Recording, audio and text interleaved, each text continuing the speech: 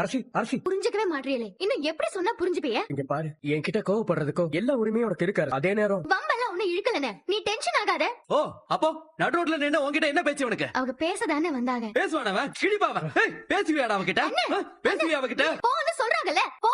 மறுபடியும் வந்து பேசுறானு நீ அவன் கூட பேசலாம் மாட்டல்ல, அவனை மன்னிச்சிடலாம் மாட்டல்ல. அண்ணே, நான் உன்னோட தங்கச்சின்னு.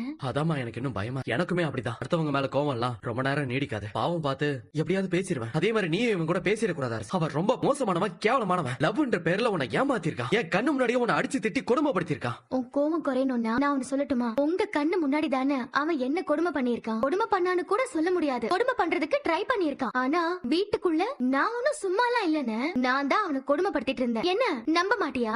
ஆமாண்ணே, அவனை கல்யாணம் பண்ணிக்கிட்டதா சொல்லிட்டு நான் தான் ஃபுல் ரிவெஞ்ச் எடுத்துக்கிட்டே இருந்தேன். நான் அவனை நிறைய டார்ச்சர் பண்ணிருக்கேன். அதுக்காக அவன் பண்ணதுக்கு இது சரியா போச்சுன்னா நான் சொல்ல மாட்டேன். அவன் பண்ணது பெரிய தப்புதான். அவனை நான் மன்னிக்கவே மாட்டேன். அவருக்கு எதுவுமே தெரியலடா. கொஞ்ச நேரத்துக்கு முன்னாடி எள்ளு கேட்டவருக்கு கொள்ளு எடுத்துட்டு வந்து கொடுக்குறாரு. கடலெண்ணா வேணும்னு கேட்டவருக்கு விளக்கெண்ணெய் எடுத்துட்டு வந்து கொடுக்குறாரா. ஒரு மாதிரி வெகுளியா இருக்கிறாரா. அவரை எதுவும் சொல்ல வேணாம். இன்னும் கொஞ்ச நாள் தானே, அட்ஜஸ்ட் பண்ணிப்போம். அட்ஜஸ்ட் பண்ணிக்கோன்னு சொல்றியா மாமா? வெகுளி மாதிரியா தெரியுது. அது என்ன பண்ண சொல்றேன். சரிடா, நான் டீ குடிக்க போறேன். வரியா? இவரை தனியா விட்டு எப்படி போக முடியும்? ஆமா ஆமா, அதுவும் சரிதான். இம்புட்டு பணமா? ஆறு நிறைய தண்ணி போகுது. அதுல நான் ஒரு வாய் முண்டு குடிக்கிறதுல ஒன்னும் ஆக போறது